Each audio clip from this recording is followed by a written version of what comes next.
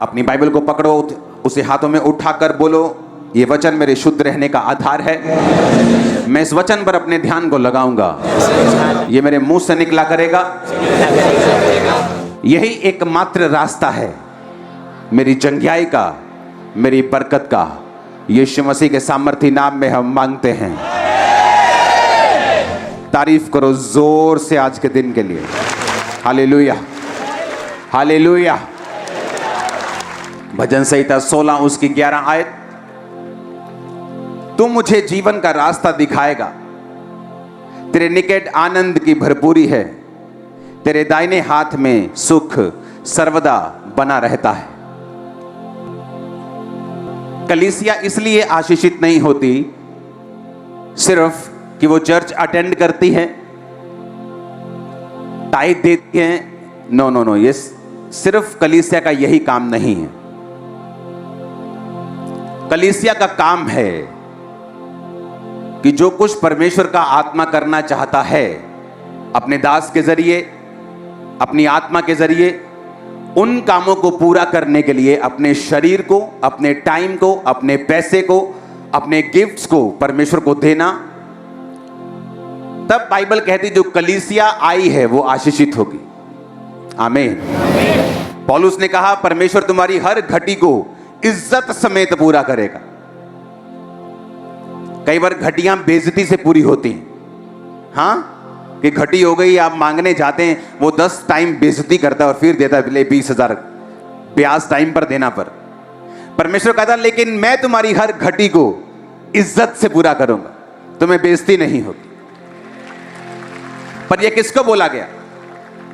ये उस कलीसिया को बोला गया जो पौलुस के मिशनरी कामों में उसकी सहायता करते थे, जो चंदा भेजते थे, जो उसके साथ खड़े थे, जो पौलुस के साथ खड़े होने से शर्मिंदा नहीं थे।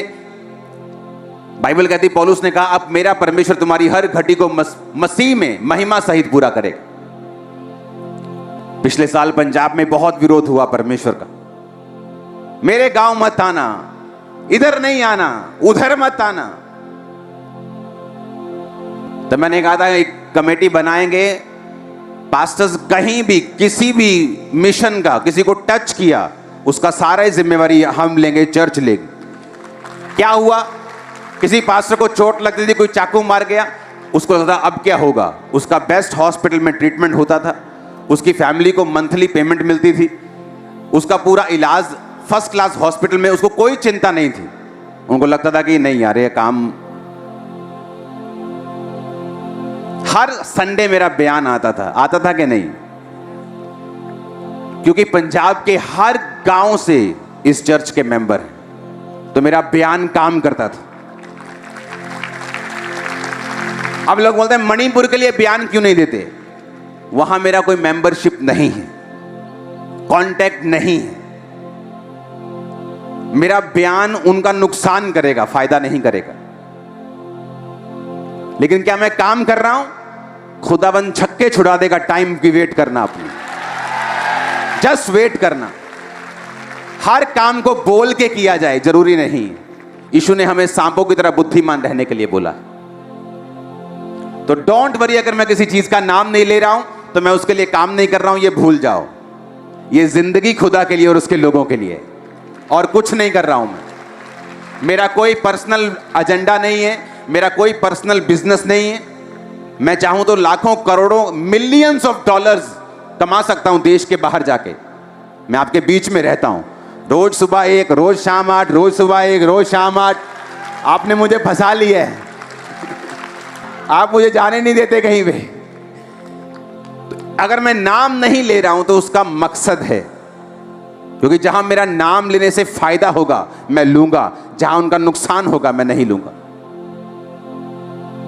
लेकिन काम कर रहा है खुदावंद, मैं आपको बता रहा हूं। सुनो, जिस जगह पे आप हिस्ट्री देख लो, पड़ोसी देशों की देख लो, दूर देशों की देख लो, जिस देश में परमेश्वर के नाम का विरोध पब्लिकली हुआ है, उन्होंने मार भी पब्लिकली खाई है। भूचालों से, प्राकृतिक आपदाओं से, सूखे से, बाढ़ से, चेक कर लो, जाओ चेक कर लो, जाओ हिस्ट्री चेक कर लो। परमेश्वर तुमको कहता है माफ कर दो, इसका मतलब ये नहीं वो भूल गया है। जीसस ने कहा पिता इन्हें माफ कर, ये नहीं जानते क्या हो रहा है, ये क्या कर रहे हैं। इसका मतलब ये नहीं परमेश्वर ने माफ कर दिया। कुछ ही सालों के बाद रोमी आए, यरूशलेम के सारे आराधनालय को ढाकर, वो लोग जो अपने आराधनालय पे घमंड करते थे उनको बंदी बनाकर उनके 3600 लोगों को मारकर घड़ीस कर वहां से लेके गए थे। परमेश्वर ने कहा था पिता इन्हें माफ कर, उसने तो माफ कर दिया। वो कहता जब तू माफ करता ना, तू अंगारों का ढेर लगाता है अपने माफ करने वाले के सिर पे। तो लोग तो विरोध करके भूल जाते हैं, लेकिन जब परमेश्वर जवाब देता है ना, तो तौबा तौबा कानों में हाथ लगते हैं कि नहीं। फिर वो हटता भी नहीं, जल्दी हटता भी नहीं। वो पूरा हिसाब किताब चुकता करके वो हटेगा। और साथ में हमको भी लगाया हुआ है, हाँ, कि सब जगह मेरा बैंक बैलेंस पहली बार इतने महीनों में हुआ कि बिल्कुल जीरो पे आने में लगा। इतनी चैरिटी हो रही है, क्योंकि मैं रोक नहीं सकता उन लोगों के लिए। मेरे दिल में होता है कि, और मेरी आदत है कि मैं सिर्फ फोटोज के लिए चैरिटी नहीं करता हूं कि फोटो देनी है, चल भी 10 ब्रश तू ले जा, 10 पेस्ट तू ले जा। हाँ, वो मैं कर नहीं सकता हूं। अगर चैरिटी किसी के घर में जाएगी तो महीने का राशन, बोतलें, दूध, डायपर सब कुछ जाएगा। तो ऐसा नहीं जाएगा कि हाँ 2 सेकंड के लिए गए, फोटो ली, इंटरनेट पे डालने के लिए। वो मेरे से होता नहीं। आप जितना इंटरनेट पे देखते हो वो सिर्फ 1% है जो चैरिटी हम करते हैं। जीसस ने कहा तेरा दाहिना हाथ करे बाहिना ना जाने, बाहिना करे दाहिना ना जाने। जो कुछ भी इंटरनेट पे पढ़ता है वो इसलिए कि मेरे spiritual sons 1200-1500 pastors and spiritual sons वो फॉलो कर सके सेम। उन्हें मालूम हो मिनिस्ट्री क्या कर रही है, वो भी फॉलो कर सके। That's it. हालेलुया। तो ये भूल जाओ कि परमेश्वर भूल गया है। उसने तुमको बोला है माफ करने के लिए, वो खुद हिसाब किताब पूरा चुकता कर रहा है। हालेलुया। और ऐसा ही है परमेश्वर। इसलिए बाइबल कहती है परमेश्वर के हाथों में पड़ना भयंकर बात है। जब मेरे घर में क्रिश्चियन सिस्टर्स आई थी प्रार्थना करने के लिए मेरे दादा पे, तो मैं उनको बोलता था कि अगर दोबारा मेरे घर में आए ना, हिंदू घर है हमारा, तो पीटेंगे तुमको, क्योंकि तुम ऐसे हो, तुम वैसे हो, तुम हमारे खिलाफ बोलते हो। विरोध करके अपनी फैमिली को मैं ले गया वापिस, चर्च नहीं जाने दिया। अपने घर के मॉडल टाउन मार्केट के अंदर बहुत बड़ा मेरा घर था, 25 मरले से भी ज्यादा। तो वहां मैंने अपने घर की ड्योढ़ी के ऊपर मंत्र लगा दिए थे कि सारा दिन इनको सुनना है, खबरदार जो चर्च गए तो। आप जानते नहीं मैं कहां से आया हूं, लेकिन जब पागलपन के दौरे पड़े, जब बीमार हुआ, जब डॉक्टर्स ने, जब वैद्यों ने, जगहों ने जब हाथ खड़े कर दिए, पागलों की तरह मैं जाता था उनकी जगहों के ऊपर। आप मुझे देख के बताओ मेरा क्या है फ्यूचर, मैं क्या करूं, मैं ऐसे फील कर रहा हूं, मैं ऐसे महसूस कर रहा हूं, मेरा दिल करता मैं सुसाइड कर लूं, मुझे पागलपन के अटैक होते, मैं कोई हल नहीं। क्योंकि मैं भूल गया था कि मैंने विरोध किया था जीसस का। मैं तो भूल गया विरोध करके, जीसस कहां भूलते हैं। तुम तो भूल गए विरोध करके, हाला लाला मचा के, और तुम्हें लगता था कि क्या होगा। लेकिन जब वो फिर चिट्ठियां खोलता है, खाते खोलता है बराबर करने के लिए, फिर वो ऐसा बराबर करता है। हालेलुया। परमेश्वर से पंगा लेके कोई बच सकता है क्या? कोई नहीं बचा आज तक। कोई उस पर केस नहीं कर सकता कि तू भूचाल क्यों दे रहा है, तूने बारिश ज्यादा क्यों कर दी। कोई केस कर सकता है क्या?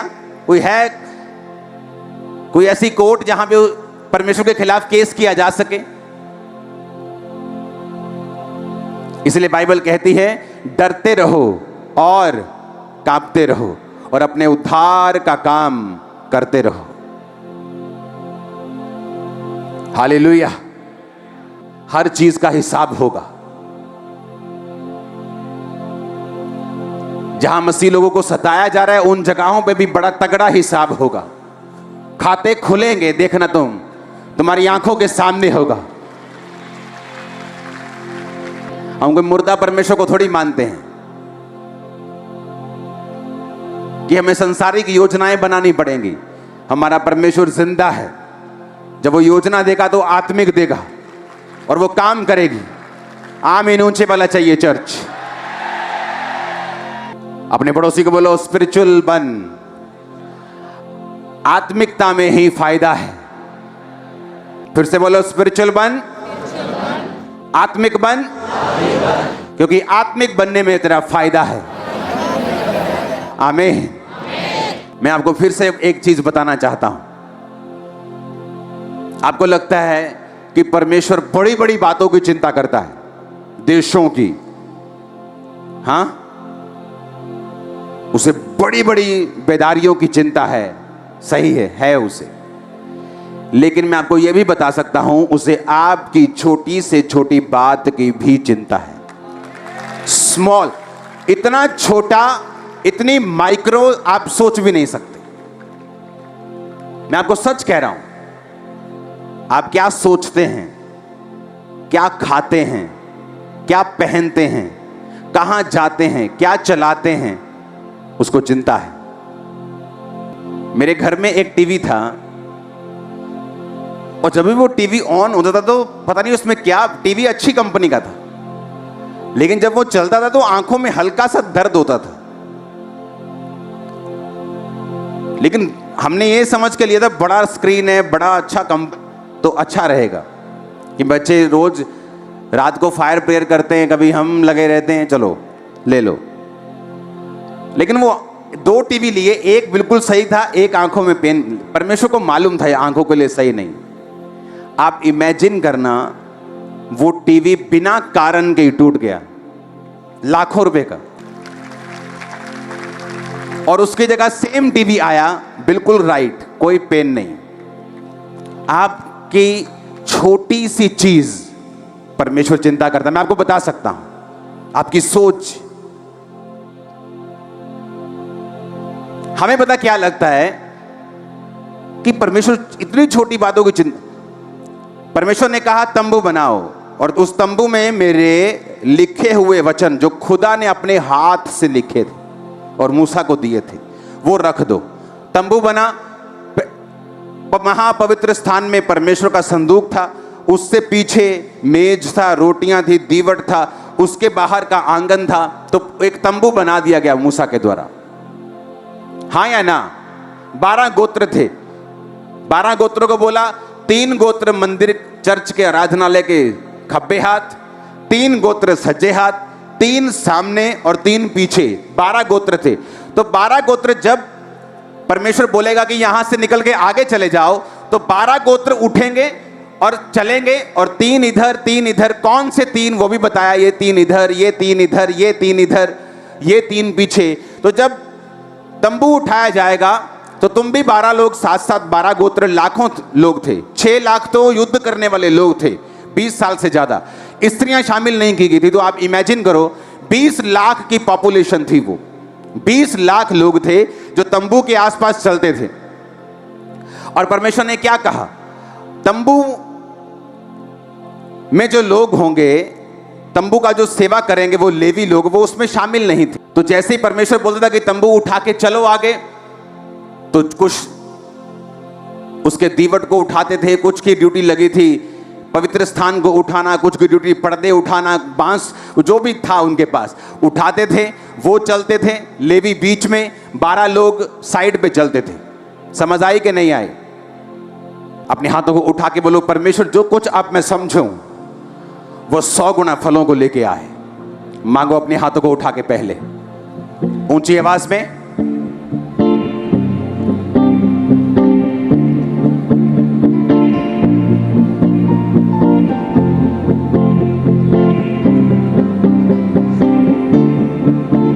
प्रभु यीशु मसीह के सामर्थ्य नाम में हम मांगते हैं। अब ध्यान से समझना, 12 गोत्र थे। बोलो कितने? परमेश्वर ने कहा जब मैं इन 12 गोत्रों को इज़राइल को मिस्र से छुड़ा कर लेके आया था, तो कैसे छुड़ा के लेके आया था? लास्ट चमत्कार परमेश्वर ने क्या किया था मिस्र में? बोलो, लास्ट मिरेकल क्या था? पहलोठे मार दिए थे। हां, तारीफ करो जोर से। उनके पहलोठे यानी बड़े बच्चे, जो सबसे बड़े फैमिली का था, वो सब मार दिए थे, फिरौन के भी, फिरौन की प्रजा के भी। और वो डर गए और उन्होंने कहा इजराइलियों का खुदा सच्चा है, इन्हें छोड़ दो, सताओ मत। एक ही रात में मूसा उसके साथ इज़राइल की सारी कौम निकल गई। समझ आई कि नहीं? फिर उन्होंने तंबू बना लिया जहां पर परमेश्वर का वो भवन और परमेश्वर का जो संदूक था लिखा हुआ वो रखते थे। अब परमेश्वर ने क्या कहा, लेवी जो सेवा करने वाले लेवी थे, जो भवन की सेवा करते थे, उसको उठाते थे, साफ करते थे, उठाकर लेके जाते थे, अंदर याजक के अधीन रहते थे। परमेश्वर ने कहा ये गोत्रों में नहीं गिने जाएंगे। 12 गोत्र थे, लेवी निकल गए, कितने रह गए? 11। परमेश्वर ने कहा यूसुफ भी गोत्रों में नहीं गिना जाएगा, बल्कि यूसुफ के दोनों बेटे वो गोत्रों में गिने जाएंगे। यूसुफ निकल गया, कितने रह गए? 10। यूसुफ के 2 बच्चे एप्रेम और मनश्शे ऐड हो गए, कितने हो गए? 12 के 12 हो गए। अब 12 गोत्र, बीच में लेवी। मान लो ये तंबू है, हां, ये स्टेज लगा लो, सिर्फ तंबू है। परमेश्वर ने कहा लेवी लोग तंबू के आसपास रहेंगे। 3 गोत्र इधर, 3 इधर, 3 उधर, 3 पीछे रहेंगे। लेवी लोग तंबू के पास रहेंगे। परमेश्वर ने कहा मैं जो पहलोठों को मारकर तुम्हें छुड़ा ले आया था, तुम्हारे सारे पहलोठे बड़े बच्चे मेरे होंगे। लेकिन परमेश्वर कुर्बानी नहीं लेता आदमियों की, यह हमें मालूम था।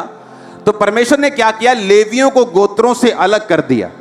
और परमेश्वर ने कहा लेवियों के जितने पुरुष होंगे वो तुम्हारे पहलोठों के बदले मैंने सेवा के लिए ले लिए हैं। आप मेरी बात समझ गए कि नहीं?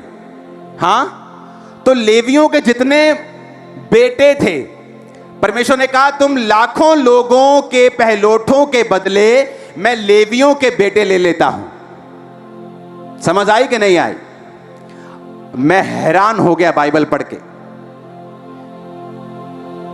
जब हम गिनती की पुस्तक 3 उसका 39 से 43 आयत पढ़ते हैं,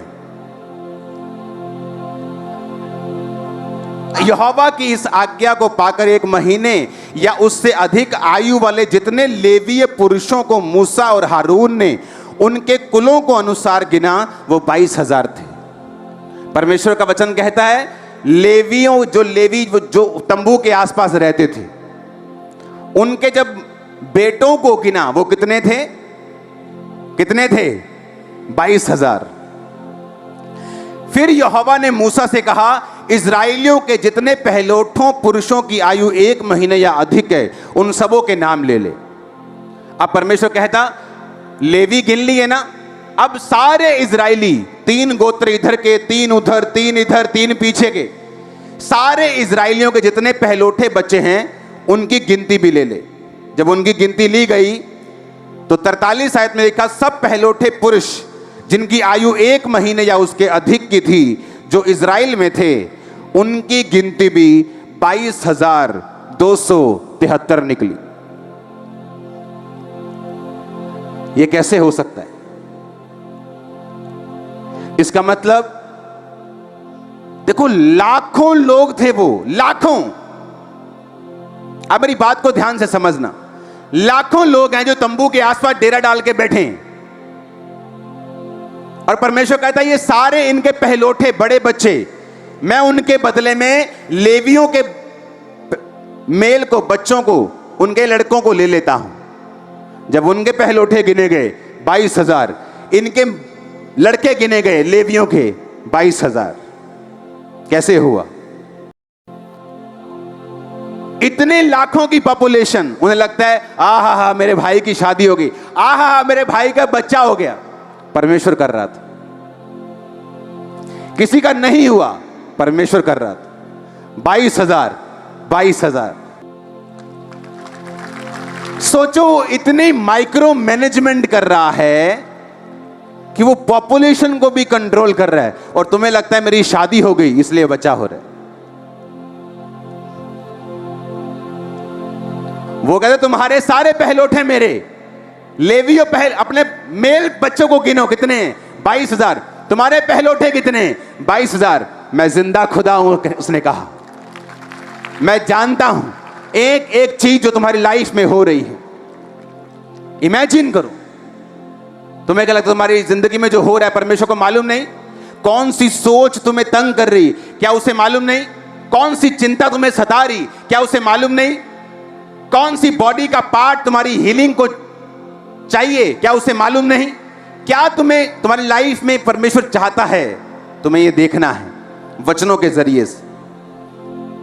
वो ऐसा परमेश्वर है जो लाखों में भी एक एक गिनती को, एक एक बच्चे को कंट्रोल किया हुआ उस ऐसा परमेश्वर। देखो लाखों लोग बैठे हैं, लाखों गोत्र, 3 में भी लाखों के हिसाब से, इधर लाखों, इधर लाखों, इधर लाखों, उधर लाखों, और इधर भी 22,000 निकले सबके, और इधर भी 22,000। और हमें लगता है कि परमेश्वर के पास ये कंट्रोल नहीं है कि मेरा वीजा आएगा कि नहीं। ये परमेश्वर की गलती थोड़ी, उसको क्या कंट्रोल है? हमें लगता है वो मेरे सिर दर्द को कैसे कंट्रोल कर सकता है? मेरा बेटा तो बिगड़ गया है, बेटी बिगड़ गई, वो तो कैसे कंट्रोल हो सकते हैं? वो कहता है मैं तो लाखों को कंट्रोल कर रहा हूं, तुम्हें क्यों नहीं कर सकता? वो तो एक एक गिनती का हिसाब रख रहे हैं, तुम्हारा हिसाब क्यों नहीं रखेगा? इमेजिन करो आप, सब शुरुआत करते हैं मसीह में। हां, बाइबल कहती है, याकूब कहता मैं मरने वाला हूं, आ जाओ अपने अपने हिसाब किताब लेके तुम्हें आशीष दूं। यूसुफ भी चला अपने 2 बच्चों को लेके। याकूब के पास पहुंचकर उसने देखा, अपने बाप के पास गया और अपने बड़े बेटे को अपने अपने लेफ्ट साइड कर लिया कि जब उसका बाप प्रार्थना करे तो सज्जा हाथ उस पे आए। थोड़ा बुजुर्ग बंदा चाहिए।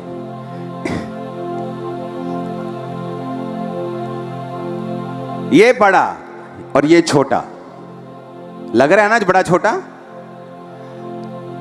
तो यूसुफ बड़े को इधर रख के गया ताकि जब अपने बाप के वो सामने जाए तो बाप दाहिना हाथ इस पे रखे, क्योंकि ये बड़ा है। और वो अपने छोटे को अपने दाहिने हाथ रख के इसलिए गया कि जब वो बाप के सामने जाए तो उसका लेफ्ट हैंड इस पे आए। और उसने कहा बाप आप इन दोनों को बरकत दो, ये बड़ा है मनश्शे, ये छोटा है एप्रेम। और बाप की आंखें बाइबल कहती है धुंधली हो गई थी, तो उसको सूझता नहीं था। उसने क्या किया, अपना दाहिना हाथ इस पे रख दिया और बाहिना हाथ इस पे रख दिया। सुनो, और यूसुफ को लगा कि शायद, सुनो, उसकी आंखें धुंधली हो गई हैं, तो यूसुफ कहने लगा no no no daddy daddy daddy ji, सज्जा हाथ इत्ते रखो, क्योंकि ये वड्डा ते खब्बा इत्ते रखो, ये छोटा। यूसुफ कहता नहीं नहीं नहीं मेरे बेटे, मुझे मालूम है छोटा ये है और बड़ा ये है। और उसने वचनों को बोला। उत्पत्ति 48 उसकी 13 से 20, 19 आयत में पढ़ता हूं। पिता ने कहा नहीं, सुन है मेरे पुत्र, मैं इस बात को भली भांति जानता हूं, यद्यपि इससे भी मनुष्यों की एक मंडली उत्पन्न होगी और वो भी महान हो जाएगा, तो भी छोटा भाई इससे अधिक महान हो जाएगा और उसके वंश से बहुत सी जातियां निकलेगी। उसने क्या कहा? उसने कहा बेटा नहीं, ऐसा नहीं है, ये खुदा की मर्जी है कि छोटा बड़े से भी अधिक महान हो जाएगा। उसने वचनों को रिलीज किया, इन्होंने आमीन बोला। उसके बाद याकूब खुदा के पास था, वो दोनों बच्चे बड़े होते गए और देखो असर क्या हुआ। गिनती 2 उसकी 18 से 21 में उसका असर नजर आता है। जो गोत्र मैंने आपको बताए थे, जब गोत्रों की गिनती हो रही थी कि तुम खब्बे रहोगे, तुम पश्चिम में, तुम उत्तर में, तुम दक्षिण में, तुम पूर्व में रहोगे, तो गोत्र गिने जा रहे थे कि गिनना भी है कि कितने बंदे हैं एक गोत्र में। पश्चिम की ओर एप्रेम की छावनी के झंडे के लोग अपने दल के अनुसार रहेंगे। उनका प्रधान अमीहूद का पुत्र अली शामा होगा। उनके दल के गिने हुए पुरुष 40,500 हैं। एप्रेम छोटा, कितने पुरुष निकले लड़ाई वाले? 40,500। 20 में लिखा, उसके नजदीक मनश्शे के गोत्र के रहेंगे, उनका प्रधान पदासूर का पुत्र गमलीएल होगा। उसके दल के चुने हुए गिने हुए पुरुष 32,200 हैं। जब छोटे का वंश गिना गया तो कितना निकला? 20 साल या उससे अधिक के युद्ध करने वाले पुरुष कितने निकले? 40,000। जब छोटे का गिना गया तो कितने निकला? बड़े का निकला गया कितना? 32,000। आपके घर में पहले बड़े की शादी होती, हाँ, फिर छोटे की होती। ऐसा ही होता है कि नहीं?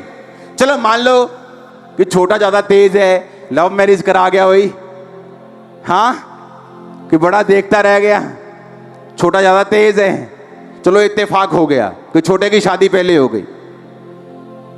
पर ऐसा एक बार हो सकता है, पर छोटा आत्मिक था, खुदा के ज्यादा नजदीक था।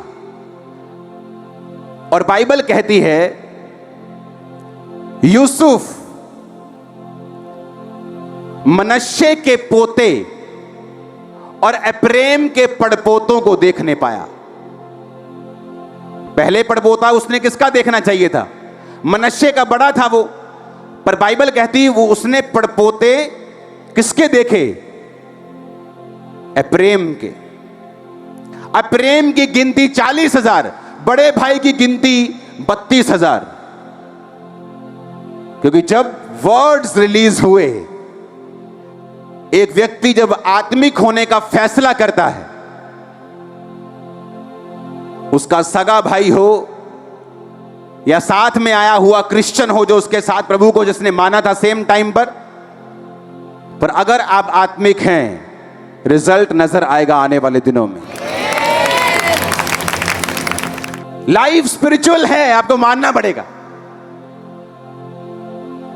जब दोनों भाई वहां से निकले कोई फर्क नहीं लगा। आज एक बंदा चर्च में बैठ के अपनी शादी के बाहर भी मुंह मार रहा है, वो भी आमीन आमीन बोल रहा है, वो भी यहीं बैठा है। व्यभिचार कर रहा है, वो भी यहीं बैठा है। और जो पवित्रताई में चल रहा है, वो भी यहीं बैठा आमीन बोल रहा है। जब यहां से निकलते हैं कोई फर्क नहीं लगता, दोनों एक जैसे हैं।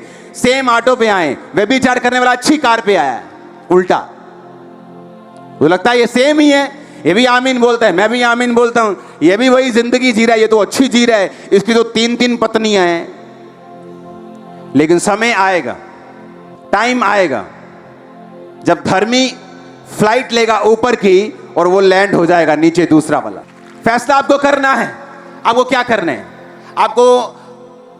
आपको ऊपर की ओर जाना है कि नीचे की ओर जाना है? क्योंकि अभी जब चर्च के बाहर आप दो जिंदगियों को कंपेयर करेंगे, आपको कोई फर्क दिखाई नहीं देगा। पापी में और धर्मी में आंखों से देखने पर कोई फर्क नहीं दिखेगा। और धोखा मत खाना धोखा, क्योंकि शैतान एक ही दिन में उसको तबाह कर देगा जो पाप के नीचे है, क्योंकि शैतान के पास ताकत है उन्हें तबाह करने की। और धर्मी जो अपने घर को चट्टान के ऊपर बना रहा है, आपको बढ़ता हुआ, स्ट्रांग होता हुआ, आगे बढ़ता हुआ, ऊंचा जाता हुआ दिखाई देगा यीशु के नाम में। फैसला आपको करना है। क्योंकि मेरे ग्रुप में बहुत से लोग थे, पास्टर्स को मूर्ख बनाते थे, इतना मूर्ख बनाते थे आप हैरान हो जाओगे। पास्टर ने मुझ पे हाथ रखना, मैंने कहा ओ खुदावंद तेरा धन्यवाद, उस पे हाथ रखना, इतना लगना यार तो आत्मा वाला बंदा है यार। और अगली रात लड़की के साथ सोया होता था, नेक्स्ट नाइट। पर आज चलो मेरा तो छोड़ो, कोई कंपेयर नहीं कर सकता उसके साथ। एक स्मॉल ब्लेस बंदा भी उसके साथ कंपेयर करेगा तो अपने आप को ऊपर पाएगा। इतना लो लेवल पे जा चुका है। हर जगह उसको परमेश्वर ने लोएस्ट लेवल दिखाया, क्योंकि परमेश्वर को मूर्ख बनाता था, उसके लोगों को मूर्ख बना सकते हो 2-4 दिन के लिए, लेकिन जो न्याय आने वाला है उसको तो मूर्ख नहीं बना सकते। झूठ बोल सकते हो पर फ्लड को रोक नहीं सकते। हालेलुया। तो दिखने में दोनों एक जैसे हैं, एप्रेम भी मनश्शे भी। हाथ रखा तो भी एक जैसे, आमीन बोल के आए तो भी एक जैसे, 2-4 साल कोई फर्क नहीं पड़ा, लेकिन जब आपकी लाइफ की प्रोफेसी जो एक बच्चे के रूप में आपको दी जाती है, आप उसे पालते हैं, जिंदा रखते हैं, उसे फीड करते हैं। छोटा सा बच्चा आपको दिया जाए, हाँ, कुछ लोग कुत्ते का बच्चा लेते मार देते हैं उसको, इतना उठाते हैं, इतना खिलाते ही नहीं, या कुछ तंग कर दे, मर जाता। लेकिन कुछ लोग उसे लेते हैं, पालते हैं और बड़ा करते हैं। प्रोफेसी इसी तरह की है। आप उसे बच्चे की तरह लेते हैं, खिलाते हैं, उसकी रक्षा करते हैं कि प्रभु ने कहा है मेरे सिर के ऊपर, ये प्रोफेटिक वर्ड है, मुझे व्यभिचार में नहीं जाना है, चोरी नहीं करनी, डाका नहीं मारना है, गलत काम नहीं करना है, शराब नहीं पीनी, नशा नहीं करना है। मैं अपनी प्रोफेसी को बड़ा करूंगा, और जब वो बड़ी होकर बोलने लगेगी तो दुनिया सुनेगी आपको इन जीसस ने। जब तक वो बड़ी होने के योग्य नहीं है, तब तक लोगों को लगता है क्या फर्क है तुझ में और मुझ में, चला ऐश करते हैं, क्या फर्क है तुझ में और मुझ में, चला एक बड़ी अच्छी शैंपेन आई है बड़ी महंगी वाली, उसे पी के आते हैं, चला पार्टी करते हैं। क्योंकि अभी आपकी प्रोफेसी छोटी है, बोल नहीं सकती, लेकिन उसको जिंदा रखो।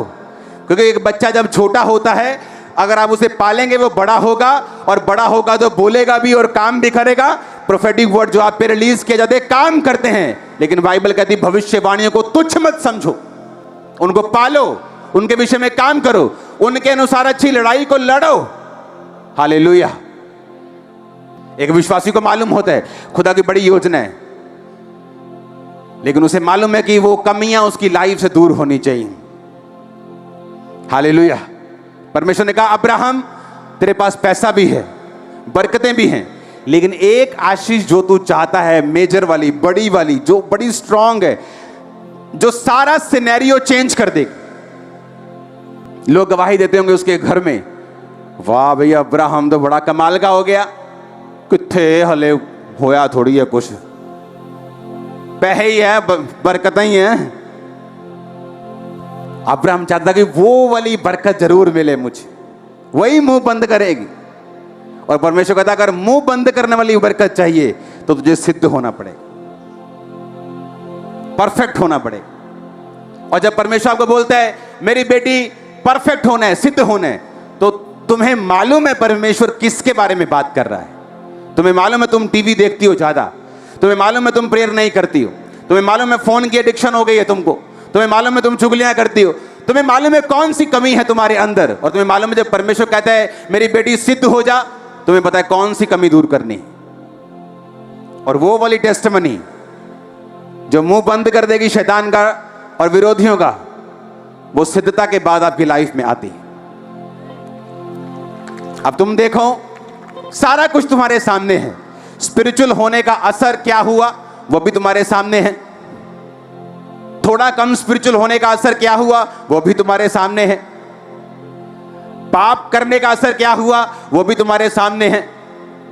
अब तुमने ये देखना है कि मुझे किस रीति से प्रभु में चलना है, अपनी भविष्यवाणी के लिए लड़ाई करते हुए, वचन पे चलते हुए चलना है, या पंगे लेते हुए, संसार का भी आनंद लेते हुए, सब जगह मुंह मारते हुए चलना है, तो तुम्हारी मर्जी है। अगर आदत ही पड़ जाए धक्के खा के जाने की, तो प्लेन कहां से पसंद आएगा।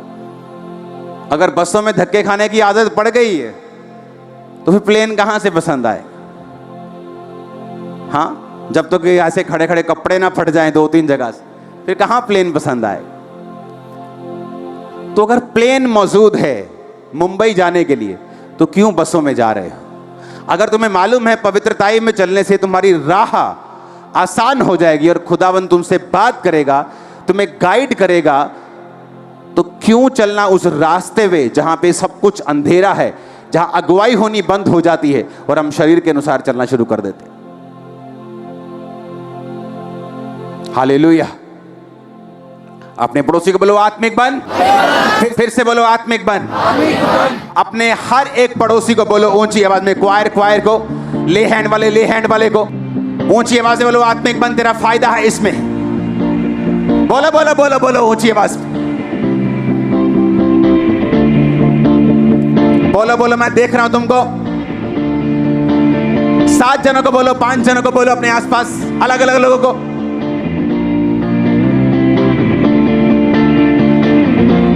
हालेलुया। हालेलुया।